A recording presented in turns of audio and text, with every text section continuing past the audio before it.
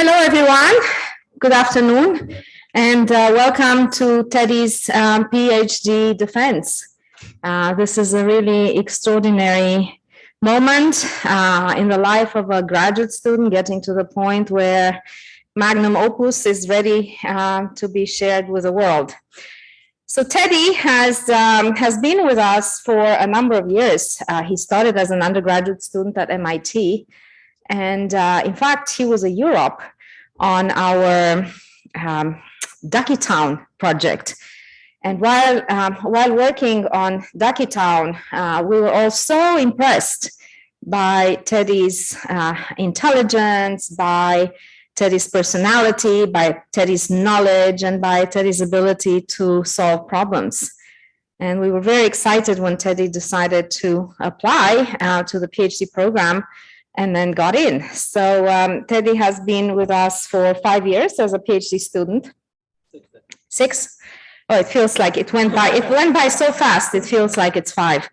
And his work really aims to push the boundaries of how we can use autonomy in the absence of high definition maps. In fact, some of the biggest challenges for autonomy have to do with the fact that all commercial and many of the research solutions really rely on very high definition maps, the kind you get with 3D lasers. And so Teddy posed the question, well, can you do it with less information, and how much information is sufficient? So in his thesis, he focused on mapping and localization. He focused on mapping and localization in the absence of high definition maps with only line drawings, topological maps. And he also focused on what happens when in inclement weather, when it snows or rains outside and the sensors don't work. So not only can you not make a map, but you can't even localize. And so it's been really so wonderful to see Teddy grow, both as a researcher and a person. And I'm really honored and delighted to have been the one guiding him through this process. So today's PhD thesis committee includes Professor Leslie Cabling and Professor John Leonard, who are here, and also Professor Roland Ziegwart from ETH, who is joining us on Zoom. And we will go through Teddy's PhD thesis presentation. At the end, you will have an opportunity to ask questions, and then there will be a separate Q&A with the committee only, and celebration after. So Teddy, the floor is yours. Thank you, Daniela, for that very kind introduction. And thank you, everyone, for joining today, both those of you who could be here in person and those of you who are joining on the Zoom. I just want to do a quick check. Is everyone able to hear clearly? Okay. Thank you. So today I will be sharing my thesis, Autonomous Navigation Without HD or High Definition Prior Maps. And to get started, I want to show a quick clip that I saw from the news recently. Steering wheel's moving, seatbelts fastened, no one's behind the wheel. Robotaxis are real, at least here in Chandler, Arizona, where Waymo has been offering fully driverless rides for more than a year. Waymo's looking left, Waymo's looking right. All right. So basically, robotaxis are here. And if you read the headlines, it seems like there's no, or it could seem like there's no fundamental challenges remaining. And it begs the question, what's a PhD student like me supposed to focus on if all of these problems have already been solved and really it's just a matter of time?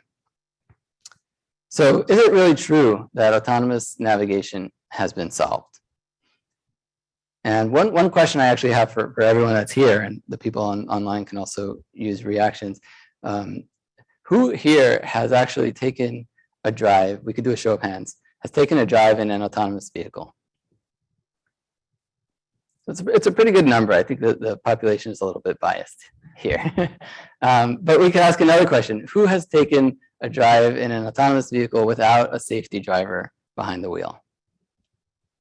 So now we start to get to just a few. And so the question is, why is it? Why is it so rare?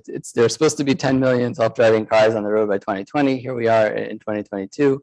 And only a few people have ever experienced a completely, truly autonomous drive. And it's not because no one wants autonomous vehicles. I think that most people agree that there's a lot of benefits that we could get from having autonomous driving. We could also look at the statistics. And in fact, motor vehicle accidents are one of the leading causes of death in the United States. And recently, it's actually been getting worse. Even with the COVID pandemic causing less cars to be on the road, fatalities have continued to increase. And if we look at this globally, it's even more depressing. There are 3,000 deaths every single day globally caused by motor vehicle accidents. For context, this is equivalent to 10 completely full commercial airlines crashing every single day. And we don't think about it because it's so common, but we wouldn't stand for that if that was the case with airlines.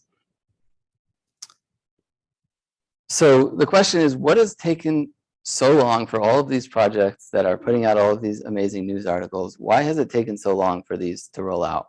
Why is it that in Phoenix, Arizona, robotaxis are here, but in most of the rest of the country, they're not here yet?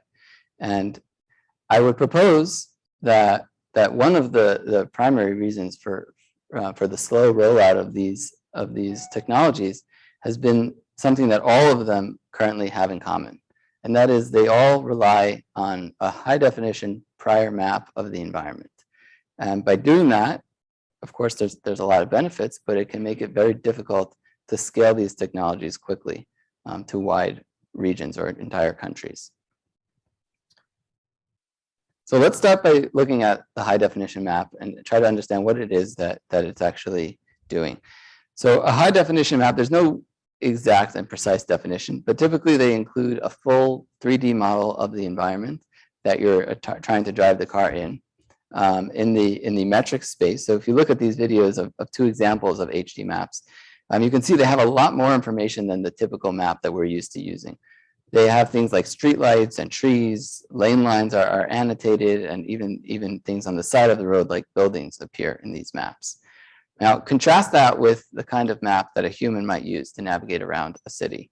These maps typically just have a line for an entire road to give you an idea of where the road goes, so you know what to do at a symbolic level, that there's a road that connects to another road, so if I reach an intersection, I need to turn left. But humans don't use these maps the way autonomous vehicles do, where they look in the map and actually try to understand what trajectory is needed to drive. Instead, we use our eyes and our ears as we're driving to figure out the safe way to navigate. And we only use the SD map, the prior map, for navigation decisions. So let's take a look at what's the process that is actually is needed to build an HD map. Typically, the first step is a collection of mapping data. And right now, you'll usually have to send out an entire fleet of vehicles with human drivers manually collecting the data. The same vehicles that would be driving autonomously before the map is built will go out to collect the mapping runs. And keep in mind that you often need the cars to go up and down every single road that you want to have in the map.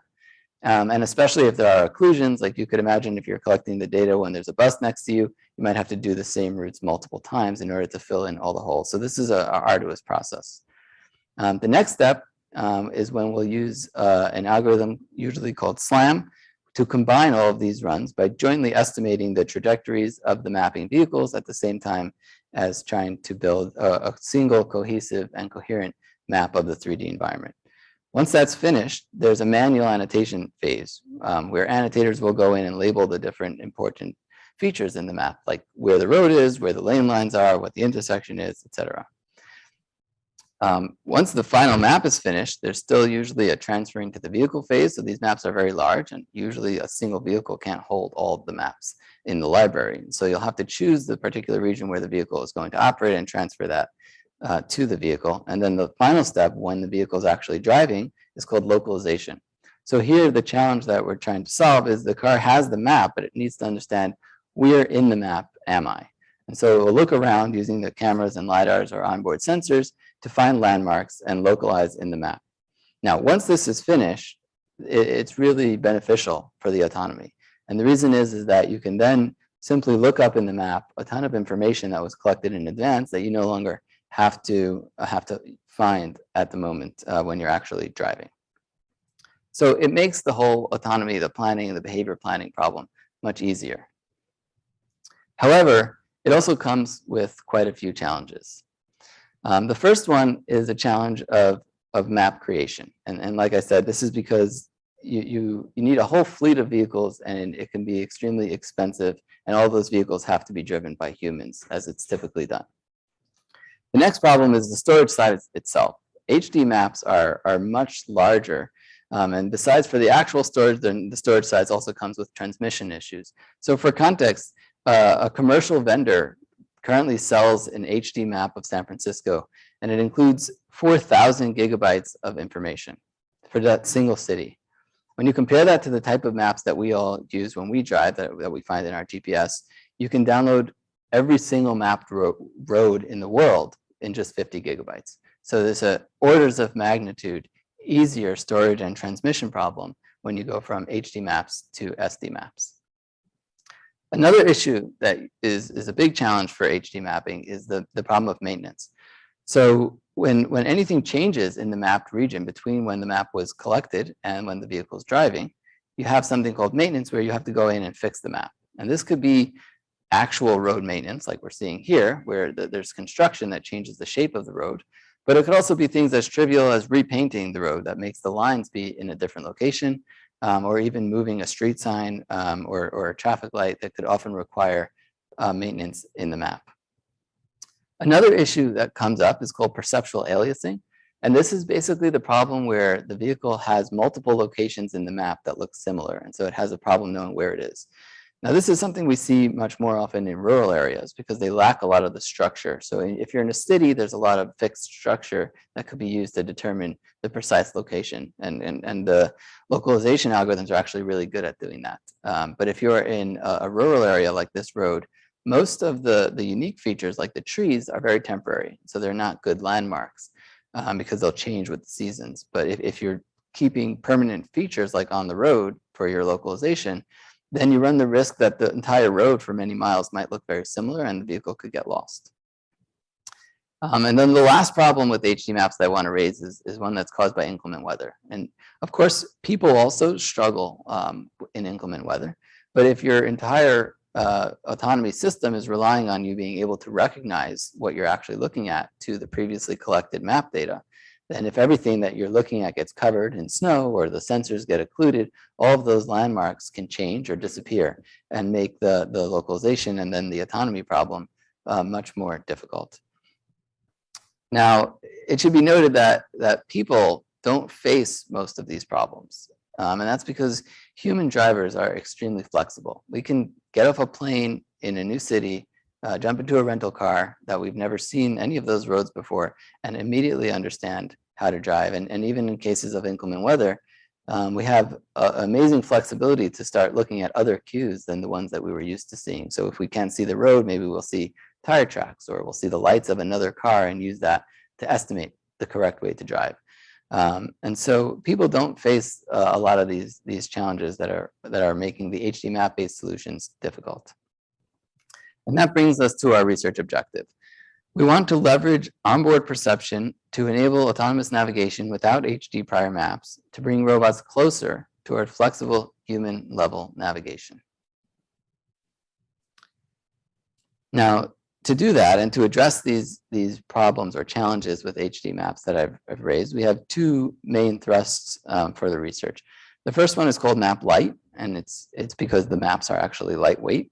And so in this approach, we hope to leverage the same types of maps that humans use to enable autonomous navigation instead of relying on the HD kinds of maps that most other systems use. And then the second approach is called LGPR, which stands for Localizing Ground Penetrating Radar.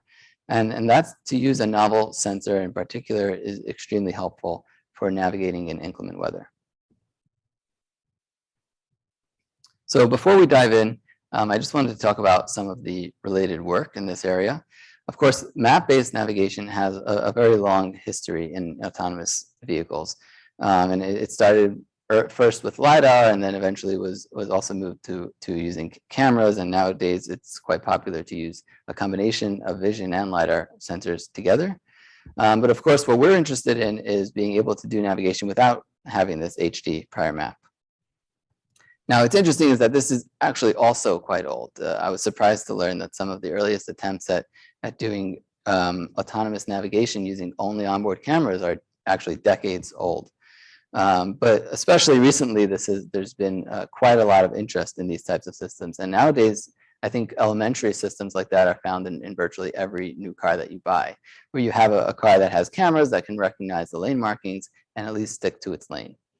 Of course, most of these approaches are not really capable of true navigation. And the reason is that if you're just looking at features on the road and using that to steer the vehicle, then it's ambiguous about what you should do when you reach something like an intersection or an exit where the lane markings don't actually tell you where you need to drive.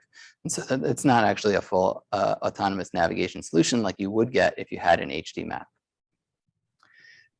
Now, what we want to do is to actually bridge that gap by using topological maps. And topological maps have also been found quite a bit in the literature in autonomous navigation spaces, mostly as part of SLAM algorithms. So to use them to either improve or augment an HD mapping approach so that you could either build the maps faster or have more accurate localization when you're actually using these maps. The difference is here, what we want to do is actually use these topological maps as a substitute and not build the HD map at all. So let's dive in. For MapLite, our goal is to use standard definition maps in order to view the navigation problem as two parallel domains. There's the global topometric domain where the SD map is, and then there's the local metric domain, which is in the vehicle frame, so in the same frame as all the sensors, and that's where we want to do the local planning. And our goal is to probabilistically fuse the information between these domains to enable autonomous navigation. Now, it all starts with the topometric SD map. So for this work, we're downloading the exact same maps from openstreetmap.org, which is basically a non-commercial version of Google Maps. And these maps are extremely small. We actually can download them on the fly, just like you would do using your phone. If you go to a new location, you don't have to prepare those maps in advance. And of course, they're free and readily available. Once we download the topometric map, the next step is to look at the onboard sensors. So we start with the LiDAR sensor, and our goal is to segment the LiDAR scan to know which points are on the road and which points are off the road. And to do that, we tested three methods. The first one is called sparse convnet, which is a particular convolutional neural network that's made for sparse data like LiDAR data. The second one is PointNet, which is also a point cloud-based neural network from Facebook.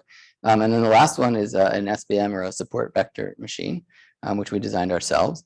The SVM uses as its features all of the geometric features, the X, Y, and Z of the position. We also use the intensity of each point, so we can load something about whether this point is on the road or off the road by thinking about the reflectance of the surface, because roads have a certain signature of their typical reflectance. And then the last part is the local variance, which is a custom feature that measures how smooth that area is. And using these features, we can take a point cloud like what you see there on the left, and we can color each point black if it looks like it's on the road, or blue if it looks like it's off the road. And this is what it looks like when we're actually testing in a real vehicle. So the white lines, just for context, these are the ground truth. And so the vehicle doesn't actually get those white lines while it's driving. It's just for us to be able to see where the real road edges are. But what it's doing is it's coloring in black everywhere that it sees road, and it's coloring in blue everywhere that it sees off the road. And you can see it gets a little confused as it gets to the intersection because there's some occlusion, but then as it pulls up closer, it does in fact see the other road that's going off to the side. Once we have this segmented point scan, we get to the real heart of the MapLite system, which is the map registration. So here we want to pull the information from the topological map into the same sensor frame that we have our segmented scan. And to do that, we have three inputs. There's the topological prior map, an initial guess on our location, which we only need when we first start driving, and then that segmented scan from the last step. And then let's just walk through the process. So the first stage, we look at the map itself and we formulate it as a graph, which has vertices and edges, like you can see here. So there, each of the blue nodes is a vertex, and each of the black lines is an edge. And then as the vehicle is driving along the map, we get odometry measurements, which gives us an estimate of our position from the wheel encoders and the IMU of how our position is changing in each time step. And then the last input is that segmented point cloud. So for every point, we have its position, X and Y, as well as its label L. And so you can see that what we're expecting is that the points that are labeled road will be black, and they'll be near where actual roads are. And the points that are in blue will be far away from the roads. And so this is what's going to help us to figure out our registration to the map. To do that, we have to solve this maximum likelihood problem. We want to find out the most likely pose of the vehicle and the map, the transform between the vehicle and the map, given our entire history of odometry and LiDAR measurements. And so we could take advantage of Bayes' rule to reformulate this into the two key terms here at the bottom. The first one is the LiDAR observation likelihood, which is how likely are we to see what we're seeing given some hypothetical position of the vehicle. And then the second one is the odometry prediction, which is based on all of our onboard sensors that are estimating how our vehicle moved in the last time step, what is our most likely position. And with these two together, we'll be able to estimate it. So to dive into those a little bit in a little more detail, we modeled the LiDAR observation likelihood as a sigmoid function that's piecewise, one for the points that are labeled road and one for the points that are labeled off-road. And as you could see, what we get is these two curves where for the blue curve, that's for points that are labeled road, they're much more likely to be found close to where a road center line is in the topological map, and they're very unlikely to be found far away, and then vice versa for the points with the other label. The next component is the odometry prediction. And so for that, we model it as a 2D Gaussian, where we have a mean and a variance, which estimates our position over the last time step based on our odometry measurements. And then all that remains is to go ahead and use numerical optimization to find the most likely transform between the vehicle and the map based on those two terms. Once we have that, we're able to take a reference path based on where we're trying to go. And now we get to the part where we want to bring that into the actual commands that the vehicle will do. So we can't assume that these prior maps are extremely accurate. And this is based on the assumption that we don't want to have to build very accurate prior maps because that's so expensive. And so if you look here, what we're seeing is that the car, after the previous registration step, it has this white reference path, which is not actually a very safe trajectory for the vehicle to take. So it's sitting here at the blue dot and it's trying to make a right turn at this intersection, but the reference path is not going to be very accurate. And so our goal here is to find a safe path that the vehicle can actually drive that will get us closer to the high level goal that we got from the topological prior. To do that, we use a two-stage optimization. The first step is goal point selection. So here what we're trying to do is find this yellow point. And what's special about that yellow point is that it meets two criteria. The first one is that it is obstacle free, so it lies on the road. It doesn't lie off the road. And then the second one is that it's close to our goal.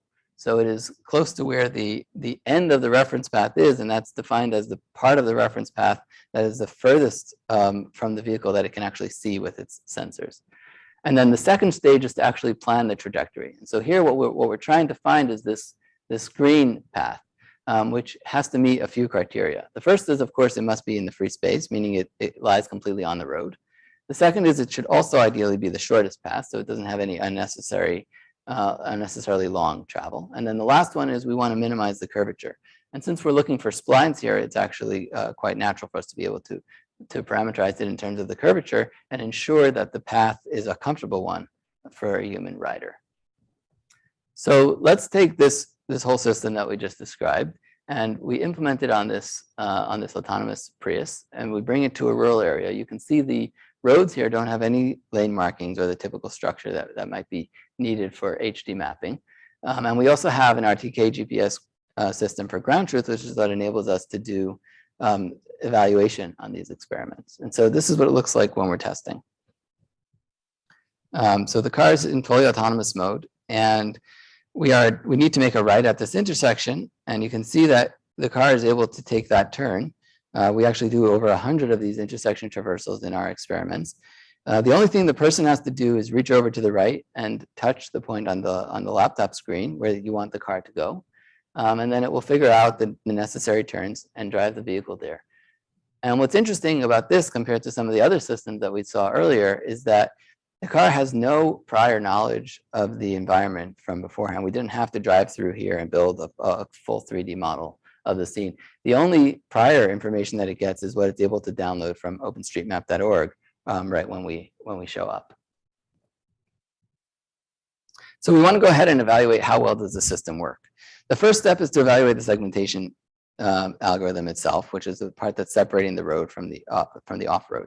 And one interesting thing to see is that if we look just at the accuracy, the top two results are quite close. The sparse ConfNet slightly outperforms the SVM approach, but they're both quite good. However, if we look at the runtime, then there's quite a big difference there. And so what we found is that there's no way we could actually do autonomous driving with a 1.5 second runtime. And so for all of our testing, we actually had to use the SVM, which is not quite as good, but much faster to run. Next, we want to look at the whole system as a whole. And so we define a gold standard baseline using the ground truth GPS. And then we test it against a human expert driver and the MapLite system driving. And we evaluate them on three criterion. The first one is the accuracy, which is how well does the driver match the gold standard baseline. The second one is the precision, which is if we look at multiple runs of the same driver and we compare it to itself, how repeatable is it, or how much randomness is there in the way that it will drive. And then the last one is, does it require interventions? And our rule for the safety driver is that we only intervene if the vehicle is actually going to depart from the road. So both systems are capable of navigating these arbitrary paths without interventions. What we find is that the human expert is slightly more accurate than the MapLite. These are in meters, so it's 43 centimeters to 49 centimeters. However, the MapLite system is actually more precise. And perhaps this is expected because in general, if you have an autonomous system, it tends to be more likely to do the exact same path over and over again, whereas human drivers have a little bit more variability in how they drive. But what we also want to know is how do each of the components that we talked about play into this system. So we start turning off different components with an ablation study in order to check which of these components are contributing what. The first step is we turn off the map registration. And so to do that, we essentially use only the odometry update to estimate our position and take the map as it is. And of course, that is equivalent to having a really bad SD prior. And what we find is that surprisingly, the system is actually still able to complete the task without any interventions.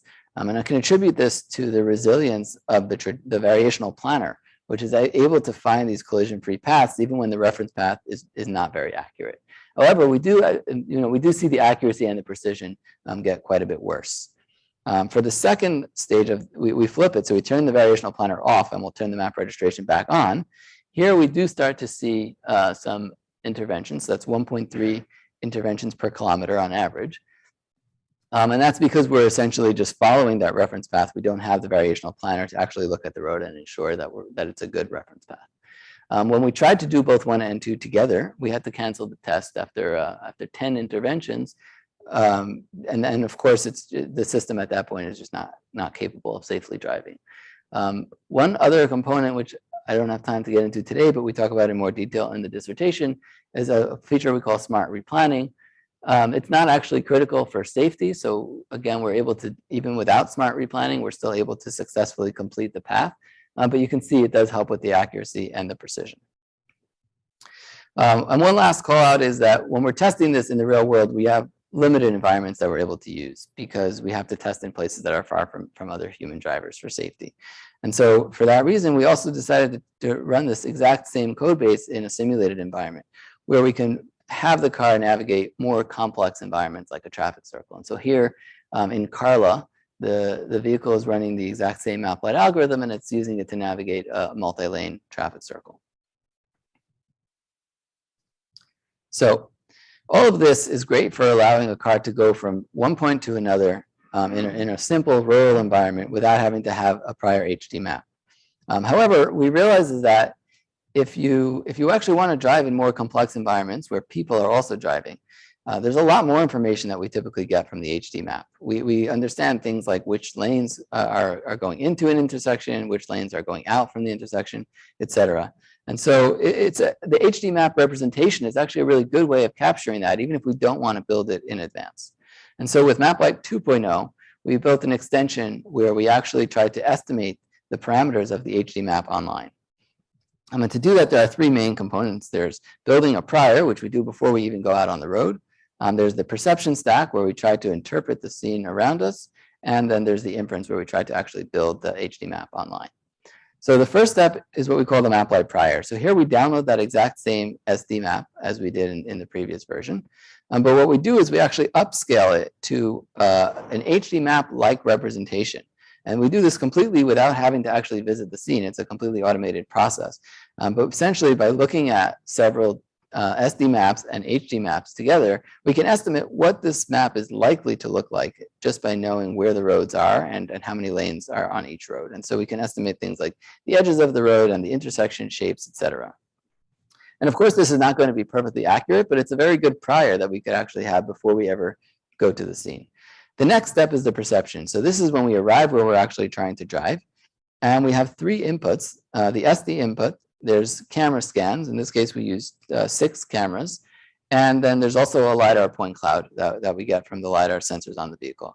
And we put all of these into a convolutional neural network, and we use it to estimate several features.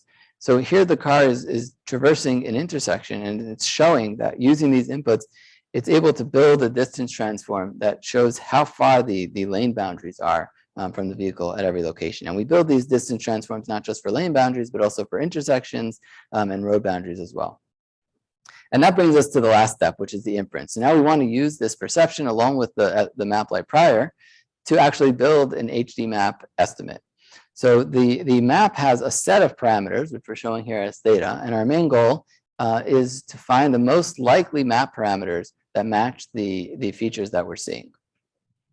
In a very similar way, or analogous at least to the way we did the estimation in the last version, we can use numerical optimization to estimate the most likely value of these parameters over time. And so this is what it looks like when the car is driving through an intersection. On the left, we see the SD map, which is what it actually downloaded. And then on the right, we have the online map that it's estimating as it drives. And so it's putting in where it thinks the intersection boundaries are, where the lane boundaries are, et cetera. And it's getting all of that just by looking at the prior map and the onboard sensors. So it gets a pretty good idea of what the road network around it looks like, and it could use this for navigating without having to build that HD map in advance. Okay, so all of this has been about using the SD priors to enable autonomous navigation. But if we think about the inclement weather problem, by relying on our onboard sensors even more for doing navigation, we run the risk that inclement weather will become an even bigger challenge. And so now we want to move over to LGPR, or Localizing Ground Penetrating Radar. Now I want to take a look at some of the challenging conditions that we might struggle with if we didn't have the sensor. So on the left, you can see driving in snow, driving in darkness, the sun can blind cameras. These are all problems that human drivers struggle with as well. They're hard for anyone, but HD maps in particular can struggle with this problem. And I want to point out that here we're not taking the same approach as what humans do. As a human driver, we use a lot of cues in the environment to navigate in dangerous situations like this, and we might also just decide that it's too dangerous and not drive or slow down, etc. But what we would like to do is to use a novel sensing modality called Localizing Ground Penetrating Radar to solve this problem in a completely different way. And the idea here is that you have a sensor. It has 12 radar elements arranged along horizontally. This is just for size, it's about 6 feet wide, the sensor. And has all of its onboard compute. We take the sensor and mount it to the back of the car, and it actually looks straight down beneath the road. So it's not looking around the vehicle, it's looking at the ground underneath the road. And what happens is as the car is driving, we're actually scanning the soil beneath the surface and seeing these features. Now, we can't really expect to understand exactly what we're seeing. These are not features that I would look at and say, oh, that's a rock or something. But we know that they're different densities of soil, different layers of soils, and different things that we might find in the ground. The depth here is about 3 meters or 10 feet roughly underneath the road.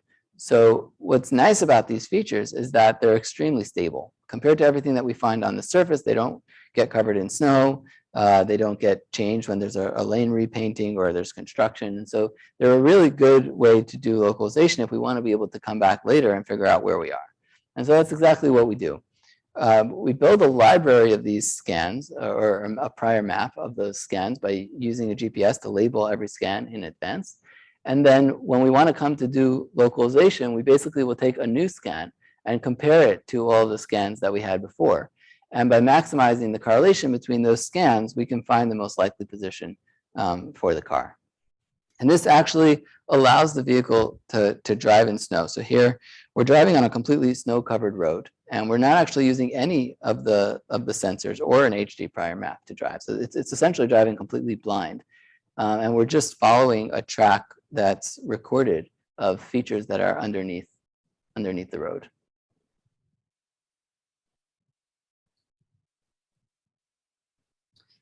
So one challenge with the LGPR sensor is that it's actually a very new and unique sensor. There's only a handful of these sensors in existence. We were lucky enough to get access to it through a collaboration with the MIT Lincoln Laboratory. But the wider research community does not yet have access to these sensors. There's plans to commercialize them, but they haven't reached the market yet. And so in order to help with spurring more research into this area, we also distributed a data set, which we call the grounded data set, which includes over 100 runs with not only the LGPR data that we just saw, but also RTK GPS ground truth so that we could do evaluations on the runs, and also LiDAR and camera imagery, which we could use to compare to more classical approaches. And then one last point I want to raise in this project is that we wanted to know how resilient is this approach to actually to working in different weather conditions. And what we found is that even though it is capable of driving in rain and snow, there is some degradation in the quality. So if we look at the correlation method that we just talked about, and we compare the accuracy in clear weather and snow and rain, so this is also measured in meters. So we start to have an increase in the error when we get to snow, and then especially in rain, we're up to 77 centimeters.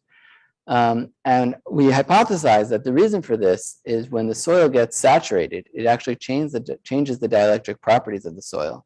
And so when the radar is going through the soil, it will have a slightly different time of flight, which can cause a stretching effect on those images. And of course, the correlation approach that we're looking at is not immune to that kind of error. Now, this would be extremely hard to actually model the exact effect and build it into our localization algorithm. And so it seems like a really good place to use learning, to learn this from data. And so we re-implement the localization approach using a CNN architecture, and we include in the training data training examples where the car is driving in snow and driving in rain and localizing to a clear weather map. And what we find is that by using the LGPR net, we greatly reduce the amount that the degradation happens when we're in rain and snow. And in particular, if we look at lateral error, which is the error in the direction of the road that we care most about, the LGPR net reduces the error in rain and snow to be equivalent to the correlation method in clear weather. So it's quite helpful in that regard. So I just want to summarize all these approaches that we have discussed to mitigate some of the problems with HD maps. The first one was point-to-point navigation using SD maps. We also extended that to inferring the HD map online. And then in order to handle cases of inclement weather, we talked about doing localization using an LGPR sensor. We also have distributed the grounded data set to enable more research into LGPR. And then finally, we proposed this LGPR net, the first learning-based solution using LGPR, which can make localization in inclement weather more robust. Now, of course, every system has some limitations, and we also learned some lessons over the course of this. So I want to share a few of these with you. The first one is that there's no free lunch. So of course, there's an enormous benefit if you don't have to go out in advance and build these HD maps and maintain them. But you certainly are paying that price when you go out to actually do the driving, and you have much higher demands on your perception system and on all the computation that you have to do. So there has to be some balance between what you want to collect in advance, especially if it's very stable, that could be more useful, and what you want to perceive online. But it's not like, oh, everything should just be online and all prior data is bad. Another thing to discuss is the other road agents. So we've only been talking about the static parts of the map. And of course, even if you have an HD map, you still have to perceive the other agents, the cars, the bicycles, the people. So that's a problem that everyone is facing. But here we're only looking at what do we usually get from an HD map and how we can replace this. Now, if you're looking at an example like LGPR and inclement weather, so the LGPR sensor is facing down, it's going to help the vehicle with localization and knowing where it is, but you would still have to implement a solution using more typical surface sensors to actually perceive the other cars if you wanted to avoid them. One lesson we also learned was about real-world experiments and how helpful they can be to finding the important problems. This whole thesis was actually inspired by first taking out a car and trying to build HD maps in the real world and seeing how challenging building them and maintaining them could be. And in general, it's you know, if you're limited to like simulation or evaluating algorithms, it can be hard to see what some of the challenges are. So we definitely would advocate doing real-world experiments to really validate a system. And the last point is something that we saw this with MapLite, for example, but basically you can build robustness through redundancy. So rather than building a system where every component has to be perfect all the time, you can build a system where the different components actually look very suspiciously at all of the information they're getting and assume that it might not be perfect and still try to be resilient. And by having multiple overlapping systems, that's how you can build a robust system, like we saw with the synergistic effect of the different components of the MapLite system. Lastly, I think anytime we propose a new technology, we should also consider the social responsibility and the effect that this might have on society at large. So there's always going to be pros or benefits and challenges. I'm not going to talk too much about the benefits because I think I've already discussed them, but of course there could be improvements in safety, and there could also be increases in accessibility by allowing people who might otherwise not be able to drive to be able to. But some of the challenges that we might face, the first one of course includes bias. So if you're building an HD map, you can take it to a completely new region, and as long as you build the map appropriately, you would expect the vehicle to be able to drive safely. But in this approach, we're advocating for being able to do all of the perception online, which means you could easily get sucked into an approach that has some bias to the particular areas where the researchers live or where the testing is being done. And then if you go to a new area, the car will not be able to drive, and you wouldn't have any way to know because you didn't actually have to go there to build the map first. So this is definitely something that you have to pay attention to. Another issue is equity. So there's very big difference between the different places you might be able to roll out an autonomous vehicle. And right now we're seeing most of them in cities where there's actually quite a bit of other options for transportation, like subways and Ubers and buses and things like that. And so, you know, hopefully this approach could help a bit with this equity problem by enabling autonomous navigation in rural areas. And finally, of course, job security is a big issue. So if right now there's hundreds of thousands of people who make their living by driving vehicles, and so it's something that we should definitely be considering, even if the benefits make it worth it. There has to be some thought given towards retraining and ensuring that those people have a next step. Perhaps the government could take an active role in this. I want to close by sharing a short video with you. A number of years ago, I met someone named Paul Paravano, and I had the privilege of being able to share a drive with him in an autonomous vehicle. And he had a message for me that has kind of inspired me ever since then, and I want to share that with you. For people who are unable to drive and have to rely on other modes of transportation, the new technology with autonomous cars really adds a significant degree of liberation, I would call it, and independence. Can I touch the wheel to feel it moving, or is that gonna... Oh, wow, that's so cool. To feel the wheel move and the car respond. Yeah, that is very cool. I've got a whole new level of control that I never would have had before.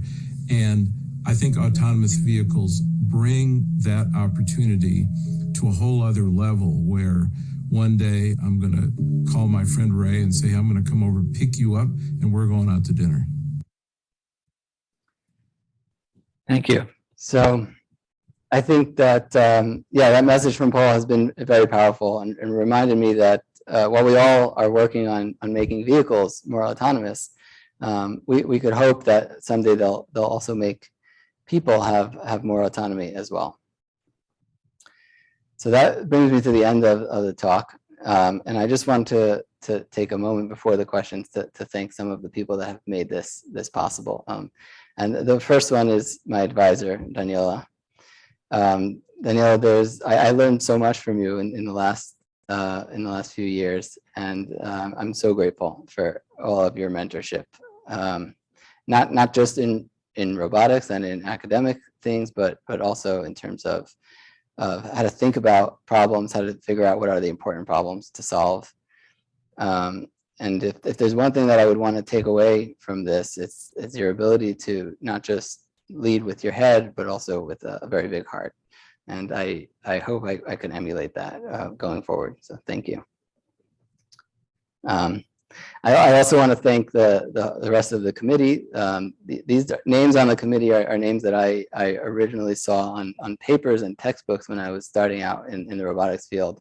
Really trailblazers, and it's such an honor, and I'm humbled to have these names on my committee. So thank you for giving up your time and joining us today. I also want to thank my collaborators. I'll start with Liam and Igor, who are the postdocs that I worked most closely with. Both of you were instrumental in helping me to brainstorm through these problems and spent many hours out in the car actually collecting data and debugging algorithms. So thank you for supporting me. And I want to thank all of my co-authors and collaborators for giving of your time to join me in these projects. And I hope that we'll have the opportunity to continue to collaborate together in the future. I also want to thank the whole DRL family. I'm very much looking forward to our next reunion in person with everyone. And lastly, on the academic side, I want to just thank all the teams putting our research into a real product so that we can have an effect on real world customers is what brings our research to life. And I've had the honor of being able to work on a number of different teams over the years. So thank you for that. Now I want to thank someone very special to me who unfortunately couldn't make it today. But without whom I certainly would not be here today. That is my mother. When I was a kid, I remember that I learned how to use a screwdriver at one point when I was young, and I went around the house and took all the doorknobs off. And then I also discovered that I didn't, in fact, know how to put them back on. And my mom didn't get upset or yell at me. She congratulated me on my new skill, and I think she probably put them back on herself. But since then, she has been always my #1 fan. She has always believed in me and encouraged me to continue putting new tools in my toolbox. And so thank you, Mom. I also want to thank the rest of my family. They say it takes a village to raise a man, and I'm lucky enough to have a whole village in my own family. And every single one of you has supported me in so many ways over the years. And I'm grateful for all of you, especially those of you who are able to join today. Thank you. Oh, and we all look alike, so in case you're wondering, that's me. I also want to thank all of the friends and extended family who have made this whole experience so much fun and so enjoyable, and kept me sane through all of these years. So thank you. And lastly, Emily, my significant other, thank you for always supporting me. I think that you have seen in excruciating detail, maybe more than anyone else, what went into this, and whether it was a conference deadline or a rebuttal, you were always there for me at my side, and I can't imagine a better partner to have along the way. So thank you.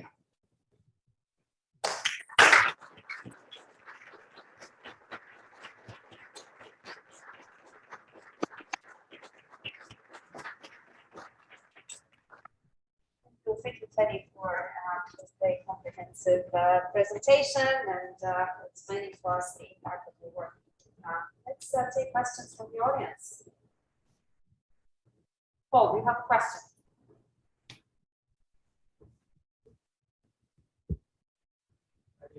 Not yet. Okay. Maybe when. When? Well, when will it be ready? It's a. We all have that question. A little bit of a satirical question, because I think I know a bit of the answer, but I'm not trying to think of that. I appreciate that, and I do wish I knew.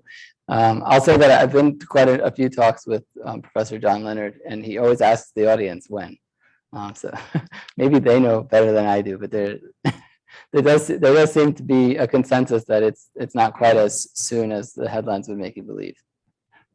You might say that it's already here, it's just not distributed geographically. Now where to go, there you can do it. Okay. Let's see. I have one question on the ground penetrating radar. You may answer that I just have follow. If you're looking at line along the surface, and you're specifically seeking out areas that are more rural, is the point that even as, let's say, roads changing, it's just a little bit of gravel, it's not like a big highway, there are actually potential differences. Yeah, it's a great question, and I'll just repeat it for those who are online in case they couldn't hear. The question was, when we're looking at the LGPR, is there a difference between the scans that we get in an urban area where there's structure under the road and in the rural area where there might not be anything under the road but just earth? And we did do quite a bit of experiments to look at what the LGPR looks like when we're in different places, from in rural areas to urban areas to highways to bridges, things like that. And it's certainly true that if you're in an urban area, you'll see a lot of that structure. So you'll see things like pipes and sewers and things like that. Those are actually great objects for localizing to.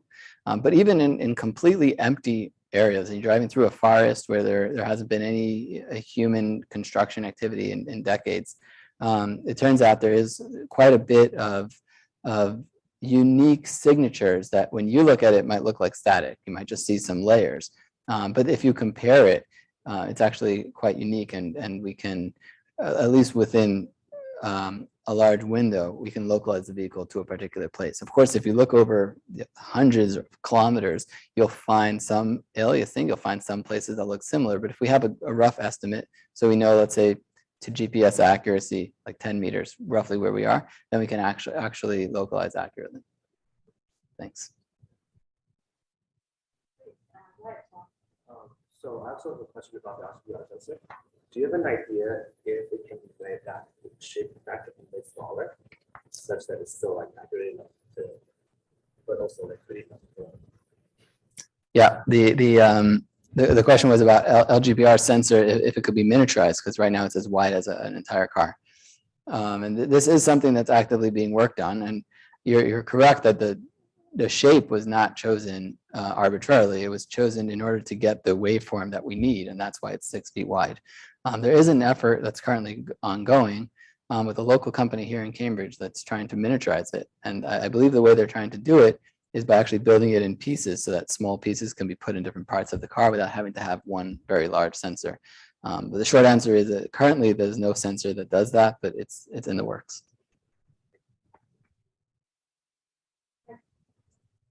Well, I very much enjoyed the presentation, so thanks so much. I have a ton of questions that I'll ask you later, but I'll ask it too. One is a very quick one. When you point out some information, do you use the image as well, which is So there's a difference between the MapLite 1 and the MapLite 2 version. So in the first version, we use only the LiDAR point cloud, as you might have noticed. That's because the scene is quite simple, and so there's not that much that we need the cameras for. To do the full HD map representation and estimate, we have to use both the cameras and the LiDARs. And then the other one is, I guess, more open. So when you go from like orbit, what changes in the overall approach? It's a great question. There's, I think there's some particular challenges that HD map-based solutions face that they would face more in a rural environment. And conversely, with this approach, we would actually have the opposite. So the rural environment is actually easier because it's simpler for the perception and simpler for the navigation that we would then face in an urban environment.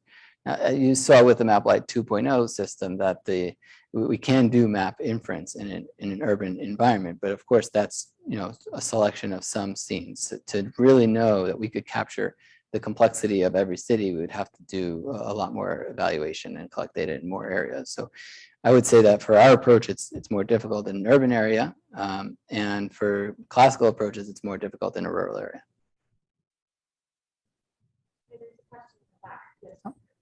So in the MapLite version, you see you have graph-like structure that's quite seamless, right? So I suppose the blue dots that are on the map were the general quite seamless. So what does it exactly mean? And in the MapLite 2, that was the MapLite prior that was combined with the SD maps.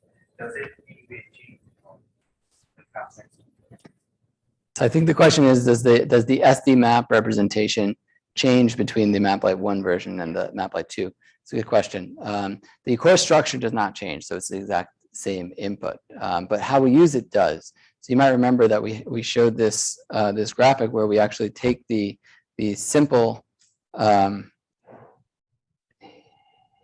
it is. Oh, it's showing. Yeah. So we take that and we'll convert it into the MapLite prior. This representation is much more complex than just the simple nodes and edges that we saw, even though it's coming from the SD map.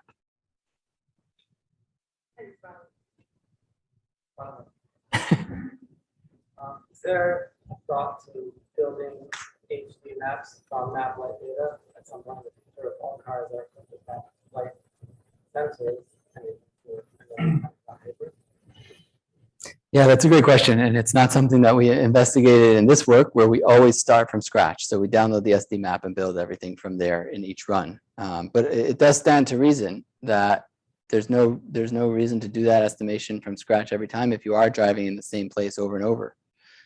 So you could imagine that you would still have all the benefits of not requiring the HD map, but you could go out and build the HD map the first time. Maybe you have to drive a little slower. It's an unfamiliar region. But then now that you have that information, it can make the next time you come back much easier, and you can actually save that and have the HD prior in advance. And share it with other cars, exactly. Reliable are these priors, so you might also encounter situations like an unmapped area or an outdated section of the map. How will your system adapt to that? It's a great question. And it definitely happens, and we've actually seen it. And one thing that's quite interesting about this approach that is different with the HD maps is that typically with an HD map, if if the localization fails, the system will just have to shut down. Here, because we're doing all of our planning in the local frame, if the SD map is wrong, what happens is something that's quite similar to what happens when a human makes like a wrong turn. So we'll think we're in the wrong place and we'll make the wrong direction at an intersection. And so this has actually happened to us. So the car will drive in the wrong direction and then we'll have to reroute. And so if you have some threshold, we would typically say, if we're more than like 10 or 20 meters from where we're expecting to go, we'll just replan the route and we could eventually find ourselves. But it is totally possible that an intersection could have like an entirely new road that would cause the car to get temporarily lost.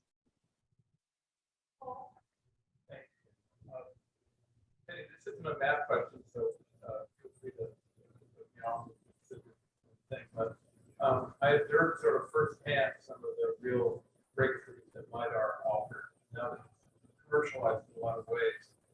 What's coming in LiDAR? What might be the next generation or challenges that we might overcome and get to the problem? Yeah, thank you for the question. And I love talking about LiDAR because as you can see, I use it throughout this work. And for those who have been paying attention the last couple of weeks, there was actually some big news that came out of a company called Innoviz, which will be putting their LiDAR sensors in all of the new VW cars that are going to be made. And this is like a huge breakthrough when you think about this technology. Even when I started this project just a couple of years ago, LiDARs were typically tens of thousands of dollars. And the idea of a commercial car company being able to put LiDAR sensors on all of their cars was unheard of. And the amount of progress that's been happening in just the 5 or 6 years is incredible. So I think that soon all of us will have cars with LiDAR. And at first, of course, those sensors will be used mostly just for assistance features, but it will definitely make the autonomy argument much more feasible going forward. Okay, one last question. In the videos of the test drives, the car was traveling at a modest speed. The different guidance approaches have top speeds associated with them. So yeah, the first top speed was any vehicle that I was in was not going more than 30 miles an hour because safety driver reaction times and things like that. For just testing the localization itself, we actually drove faster because of course that's safe. And so we tested like LGPR going at highway speeds of 70 miles an hour or so. There's no fundamental limit to the technology working at those speeds. But of course, when we're testing this technology for research, we keep it at low speeds so that when there's a bug, we have time to react. Hey, Teddy, another round of applause.